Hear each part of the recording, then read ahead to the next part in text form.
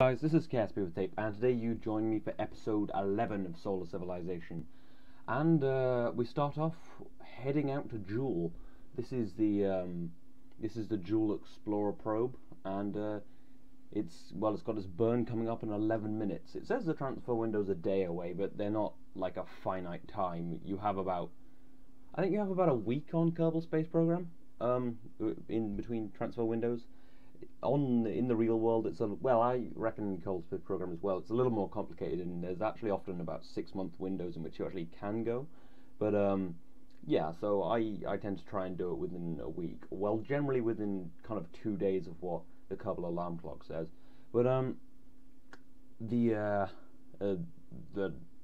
what is it? The delta V meter saying it's going to take 2 minutes and 20 seconds to achieve my burn. And this is but we've got quite a bit of fuel left in this upper stage, which brought this to orbit, and then we move on to a slightly less powerful stage. But by the time this stage runs basically completely out, it'll be accelerating at about 2 Gs, and the next stage will also accelerate at around 2 Gs, so it shouldn't be too much of a problem. They are using KW engines, my most efficient ones yet, because I don't have nuclear engines, for God's sake. But I'll be getting them very soon. And we have an encounter without any fine-tune, and then it goes all Kerbal space program and finickities the crap out of it, which is a little annoying, but it means I just have to do an inclination change and maybe a quick fine-tune, as you can see here. This is all at 4 times time accelerate, obviously, as I always say, but I like to clarify. But anyway, I can get quite a nice fine-tune for only a few hundred delta V, and because I had all that extra delta V from the upper stage, which I didn't expect, I'm going to be able to do quite a bit more around Jool, maybe even stay in orbit, because this was originally a flyby, but it's called Explorer, so it shouldn't be. So I'll set an alarm clock. I'll give myself 20 minutes margin, because I tend to do that, so it'll tell me 20 minutes before I have to do the burn, that I have to do the burn. And that all looks good. Yep, 23 days away, and I'll add that. So yeah, that'll be exciting. We'll get lots of science and our first steps into the Julian system, and I do want to be going to the Julian system because of all the wonderful moons. There is seriously a lot you can do, as I'm sure many of you know. But anyway, yeah, that's about it. So, now we have the final component of our Duna Explorer, which is our manned mission heading out to Duna in 9 days. I had 4 launches to do this. First I thought I'd have 3, but I've already launched, but I actually have 4, and I've already launched 2 crafts, and now this is the lander, which will be descending to Duna, and maybe Ike, because on the fuel stage, what is it, the orbital stage pushed the transfer stage of Project Duna into, or whatever, the Duna spacecraft into orbit. I still have quite a lot of fuel left in that, so I have more delta V than I thought I would, as it seems to be the trend, because I don't want to ditch the stage. But yeah, so I might be able to might have a little fuel left over and might be able to visit Ike, if not land on it. But yeah, this spacecraft's coming up a little behind the Duna Explorer, so I will have to do a couple of orbits to actually get there. So I won't put myself into too high an orbit. But I think I'll put it in about a 70-kilometer orbit so I can catch up as quickly as possible. This doesn't have anyone on it right now. It's completely probe controlled, because it would be somewhat illogical to bring a 4th crew member when this is only a 3-man crew. Yeah, I have a 3-man crew, and on the Duna spacecraft I have a lot of, loads more life support than I need, because I'm only, after I burn for Duna, it's going to be about 200 days until I can come back, but I packed a ridiculous amount of life support, because I didn't know when I built the spacecraft, and if I miss the window for some reason, I don't want my Kerbals dying, because that'd be kind of bad. But anyway, we've got a pretty close encounter on our next orbit, so I'm just going to make a quick fine-tune here, well, a quick burn, and just basically accelerate until it brings, in one orbit now, it will have a pretty nice encounter. I do quite like the new maneuver nodes that allow you to add an orbit to your maneuver node planner, because because then you don't have to do so many hunches and guesses and things. And I have noticed recently we've got a few asteroids dropping through the solar system, and through the Kerbal system even, and what I didn't realise is you can actually get science from them, so I will capture one of them at some point. I do have the grabber arm now, as you will actually see in this episode, because I'm just going to move my keys for some reason. I thought this would be an appropriate time. Yeah, but no, I need to add a few, well, like add some more supplies to this, to the Duna spacecraft, and I don't have an extra docking port, so I will be using one of those clamping arms, which is quite nice, although surely it would pierce whatever it touches, but it's fine. Yeah, but anyway, now we're finally moving in, obviously at 4 times time accelerate, because it would be very tedious to watch this in a normal time. It's alright to play, because, you know, you're playing a game. So, I'm going to try and slow down and move my velocity vector so that I am actually moving towards the spacecraft. But it is quite nice to be heading towards your target. This lander doesn't have any RCS ports. It has a bit of RCS on it, but no RCS ports. So I'm going to do the docking with this stage. The annoying thing about not having any RCS ports is I will actually have to dock this back to the Duna spacecraft when I'm around Duna. So that'll be fun without RCS. But I do have the Kerbal attachment system, so I could move over a couple of ports or something. So it will be fine. This lander has 21 days life support. It has like one solar panel, tons of batteries, basically enough to spend about 20 days on the surface of Duna. So there won't be a huge amount of time, but with the constraints I had, not having nuclear engines, mainly mass constraints, I couldn't make a huge lander. Oh, and the things you will keep probably seeing are 2 probes on the bottom of the lander. I brought them up with it because that's where they'll be stowed. One of them is the lander probe, which will take science equipment down to the surface, and then I will land next to it with the lander and then grab the science out of it. It was just easier than building a bigger lander. And the other one is orbital science and has a kethane scanner on it because I want to find out if there's any kethane on the surface of Duna, because that'd be a quite nice place to mine, or on the surface of Ike, but I won't be able to actually get there. This is in the dark right now. I'll try to brighten it. I did brighten some things last episode, so I hope that it makes all the UI a bit derpy, but you can see the stuff better, so you know. And I will be putting some lights on this spacecraft in this episode using the Kerbal attachment system. I do really like I like constructing things in orbit using your Kerbals. So yeah, that's that docked on. I'll just take some monopropellant out of it, or maybe not for some reason. But anyway, I'll ditch that because there will be a supply mission coming up, so it doesn't really matter too much. But I want to move that away from the I want to move the transfer stage away from the ship so it doesn't like damage it in any way. So Jebediah comes and gets out and gets inside the fairing base and just pushes it away nicely. But then yeah, needs to get back in the command pod, so I think Bob Kerman needs to put a couple of lights on this. And I start warping into day. Okay, maybe I don't put the lights on now. Thought I did. Oh yeah, no I do. Here comes Bob Kerman. I believe this is... Oh no, I need to strut that lander first. There's a lot of orbital construction I need to do. I've left this at 4 times time accelerate because last episode I left the construction at 1 time time accelerate, and I thought I might as well just speed this up because it's not brilliantly interesting. But yeah, hey, there's a little fleck of something down on Kerbal I can just see. There's like a couple of white pixels. I wonder if that's an Easter egg. Maybe I'll check it out. Abort the mission to Duna. We've got to land this. We've got to see what that spec is. No, we've got to go to Duna. Anyway, yeah, so now this, the transfer stage going out to Duna is actually pretty complicated because it has the first little bit pushing it out, which is the orbital stage from the rocket that brought the transfer stage up. And then after that there's this, well, the thing you can see now, the big tank with the tanks outside. And the tanks are jettisoned when they're empty because it gives me a little bit more delta V for not as much fuel, and that's always nice. And I didn't deem it too cheaty because I don't like hugely asparagus things. They just, I don't know, I don't find them fun. But yeah, I thought I might as well have a little bit more delta V in a slightly smaller spacecraft. But now I'm just going to put another strut on here. Well, Bob's going to put another strut on here. Obviously, it has nothing to do with me. I was just saying there if I could use normal struts, but you do have to have the Kerbal attachment system struts to attach to things with Kerbals. But you can attach normal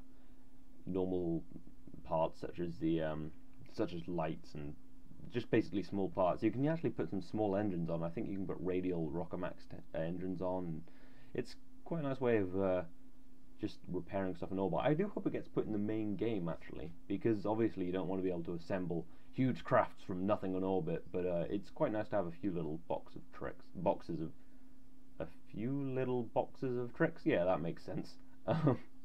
Anyway, he must get back in his pod, and now we're launching the final launch to the Duna spacecraft. This is the resupply. It's got food because they have been up there for a while, so they've used 40 days worth of life support, and even though I don't need it, I'm going to send every bit I can, and I want to put some RCS on there. This is my solid rocket booster rocket, if you couldn't tell. Just basically cheaper well, it's cheaper than liquid fuel. But now I'm onto solid liquid fuel. God damn it, I'm terrible with words. That probably made no sense, so you're just going to deal with that. But I am working on reusable rockets, as you probably all know, and I'm making some wonderful progress, which you will see in the next episode. But anyway, oh yeah, well, on the subject of me reusing rockets, I've switched from rather than just propulsively landing. Right now, I'm propulsively. Well, I need to. God, how do I explain this quickly? Basically, I always fall short of land with the main stage that I'm trying to land on land. So I need fuel to burn to land. But if I burn all the fuel going to land, I can't propulsively land on land. Yeah, count the times I say land. So I've actually combined some parachutes that I don't need to carry as much fuel. I would eventually like to just propulsively land, but that's a little while away, I think. But I will be working on it. And reusing stages in any way is pretty good. And when they implement costs, it will be very important. But anyway, now we are at the Duna spacecraft. I keep doing the noise, that kind of annoying noise, and it's actually annoying me now. It's kind of a tisk, I guess. But I'll try and stop. But yeah, now we're using our. So if I keep doing it, then good luck ignoring it now. I've mentioned it. It's like telling someone not to think about pink elephants. See, now you're thinking about pink elephants. You know, so don't think about pink elephants. Anyway, I need to, not dock this, kind of open the claw and grab the spacecraft. This is the claw used for redirecting asteroids, which can be used for docking crafts, connecting crafts, not docking. It will be very useful for rovers and refueling things on the ground. And it is quite useful for this, because I forgot to bring any extra docking ports. So, much to the engineer's dismay, I decide that it will be best just to ram those spikes into the fuel tank and hope that the fuel doesn't come out. Obviously, I'll be deorbiting this, so it won't stay attached. It would have a bit of an imbalance, and we wouldn't need to bring it. This also does have those little Kerbal attachment system boxes with lots of lights in them and some struts and a few other things I may need. A little box of tricks, I guess, that will be attached by Kerbals. But yeah, now we're moving in, and I try to do this precisely, so it takes a little while. Although at 4 times time accelerate, not so bad. But yeah, now we've pierced the fuel tank. Let's just pretend it's grabbing it, it's like grappling it. Also, in the Kerbal attachment system, there's various grapple hook type things, but I think they're basically the same thing, but can be attached to ropes or something. I'll have to look into them. I've never used it before. This is kind of my first time, well, a few episodes ago was, or something. So now I'm just replacing the RCS and the life support.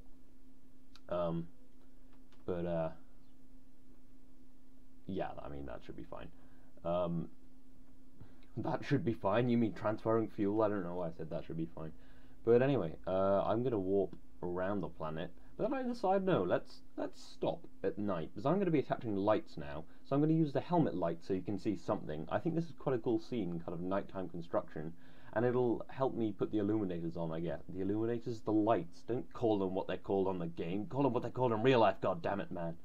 But, yeah, I'm going to put some on the habitation module, which most of the Kerbals will be spending most of the time in when we're leaving. But now they need to be in the command pod listening out to commands and making small adjustments to the orbit and planning and things.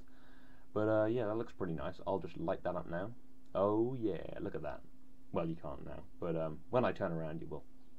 I mean, when Bob turns around. Bob's doing all of the orbital construction because he's the engineer on this mission. We have, as I've said before, Jebediah Kerman, the pilot and brave hero, the Neil Armstrong of the bunch. I don't think he was the first to land on the moon, though. Not Neil Armstrong, obviously he was. unless you're one of those guys who doesn't believe it. But no, I don't think Jebediah Kerbal was. We have Franklin. Yeah, we have Franklin Kerbal, who is the scientist of the mission, and we have Bob Kerbal right here, the engineer, fixing everything up. I don't know who'll be landing actually. Well, it has to be Jeb, doesn't it? Scientist is very angry about that, but it has to be done. But I also want some landing lights, and I'm going to be landing on Duna in the day, not the night. Why would I plan it like that? But I'm going to be landing on Duna in the day. But they will be there for quite a while, so I mean, you know, Jebediah's going to want some lights on the surface. I mean, he's not going to want to be in perpetual darkness. I do quite like how this looks with the probes on the bottom of the lander. It looks kind of quite nice, this kind of big spacecraft type thing. And like not a big carrier type thing, although those look quite cool when people build carriers. I've built a few, you know, in the Operation Black Hawk thing, but I quite like how it looks with all the little things. But anyway, he's done now.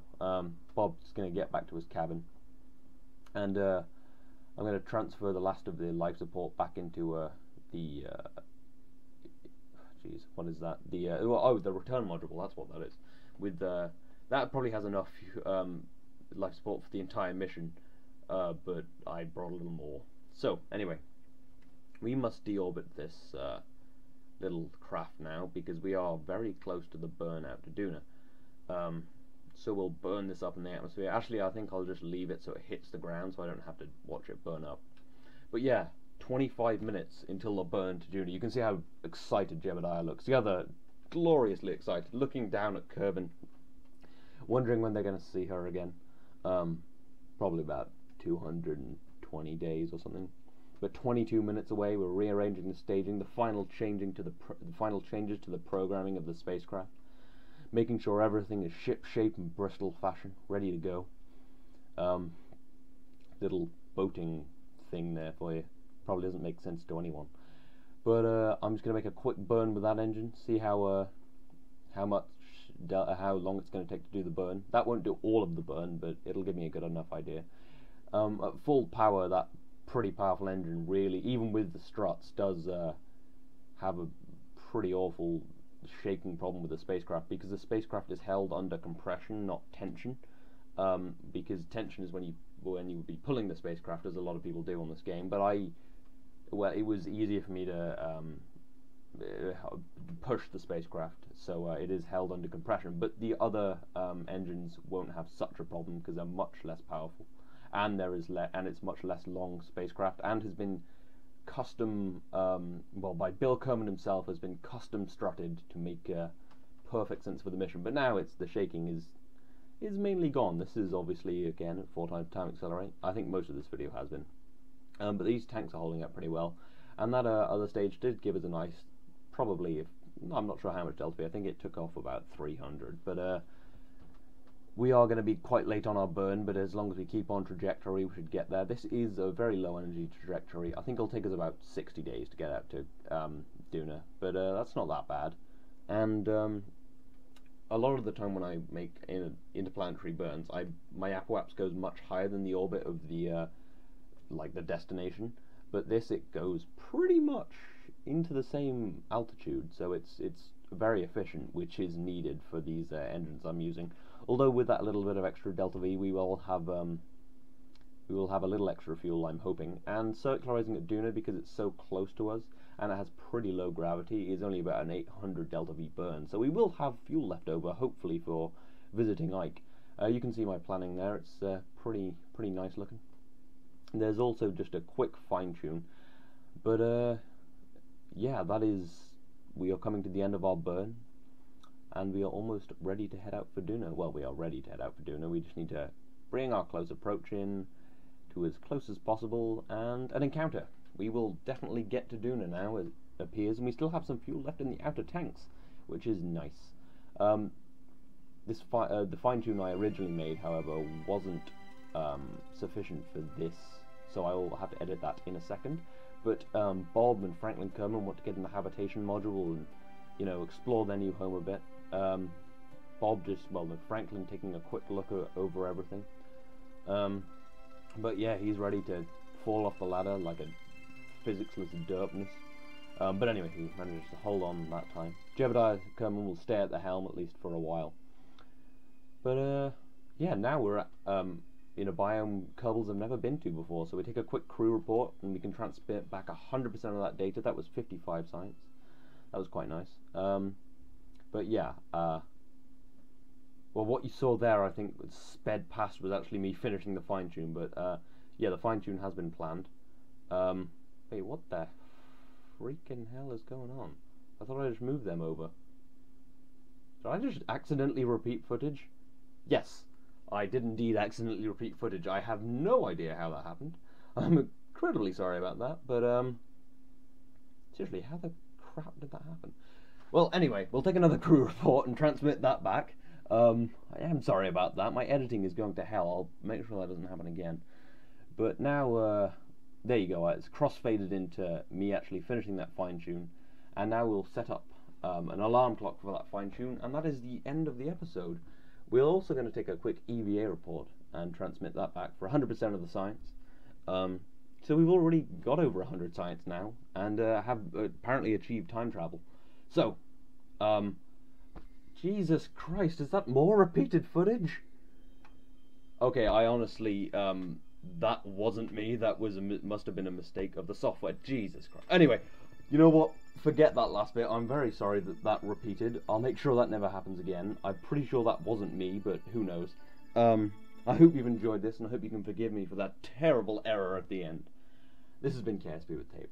I will see you next time.